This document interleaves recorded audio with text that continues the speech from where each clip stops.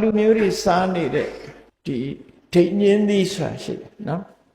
ကြိုက်တဲ့လူကအတော်ကြိုက်တာဒိတ်ညင်းသီးကိုဆရာဝန်တွေကလည်းပြောကြတယ်ကျမကြီးလိုက်စားတဲ့ပုဂ္ဂိုလ်တွေလည်းသိကြတယ်ဒိတ်ညင်းသီးဟာလူအတွက်ကျမကြီးအတွက်အန္တရာယ်ဖြစ်စေတယ်အထူးတစ်ခုကဘာလို့ဆိုလို့ရှိရင်ကြောက်ကတ်ကိုပျက်စီးစေတယ်လူရဲ့ခန္ဓာကိုယ်မှာကြောက်ကတ်ရဲ့လှုပ်ဆောင်မှုဟာသွေးကိုတန့်စင်ပေးပြီးတော့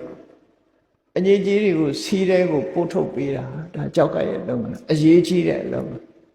ဥပမာကားဆိုလို့ရှိရင်သိသလောက်ပြောရမယ်ဆိုလို့ရှိရင်ဖေတာကြီးပိတ်နေတယ်ဆိုရင်ကားရှေ့မောင်းလို့ရမှာမဟုတ်ဘူးစီစစ်တာလို့ပဲဒီလူရဲ့သွေးတွေထဲမှာအငြိကြီးတွေအစိတ်တောက်တွေအဲ့ဒါတွေကိုသူတို့ဆေးပညာရှင်တွေသုံးတဲ့အသုံးတော့ကတော့ creatinine လို့ခေါ်တယ်သွေးဖောက်ပြီးစစ်လိုက်တဲ့အခါမှာ creatinine ဘယ်လောက်တက်နေလဲဆိုတာကိုယ်မှပုံမှန်ဟုတ်ကဲ့လားဆိုသိလို့ရတယ် creatinine နေရှိတဲ့နာတဲ့အများကြီးပို့သွားပြီဆိုရင်ကြောက်ကဆေးရတယ်ဆိုတာကြားဖို့ကြလိမ့်မယ်ကြောက်ကဆေးရင်ဒီကြောက်ကမကြခင်ပဲပျက်စီးပြီးတော့နောက်ဆုံးမှာ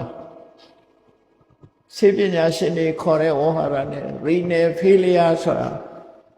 ကြောက်ကလုံးမလုံးနိုင်တာနဲ့သေပွဲဝင်ရတဲ့ပုဂ္ဂိုလ်တွေအများကြီးဗမာပြည်မှာကြောက်ကဆက်တွေတောင်မလောက်လောက်အောင်ကြောက်ကယောဂရှင်တွေများနေတယ်ဆိုတာအကြောင်းတစ်ခုတည်းမှာဒီညင်သီးပါတယ်ဆိုတာမှတ်သားထားဖို့လိုအပ်တယ်နော်မတည့်တာတွေစားတာတို့အဲ့တော့ရှောင်လိုက်တယ်ဆိုရင်ဟိတရှောင်လိုက်ခြင်းကြောင့်ကြောက်ကမပြည့်စည်ဘူးဆိုရင်ဒုက္ခမရှောင်လိုက်ဘူးဆိုရင်အဟိတမရှောင်ခြင်းကြောင့်ကြောက်ကဆေးရတဲ့ဒုက္ခနောက်တစ်ခါကြောက်ကပျက်စီးလို့သေရတဲ့ဒုက္ခဆိုဒုက္ခဆိုဖြစ်လာဟုတ်အဲ့ဒါသတိထားဖို့လိုအပ်တယ်ပေါ့ဒါနမူနာတစ်ခုပြောပြတာနော်သက်ရှိဖို့အတွက်ဟိတနဲ့ဒုက္ခ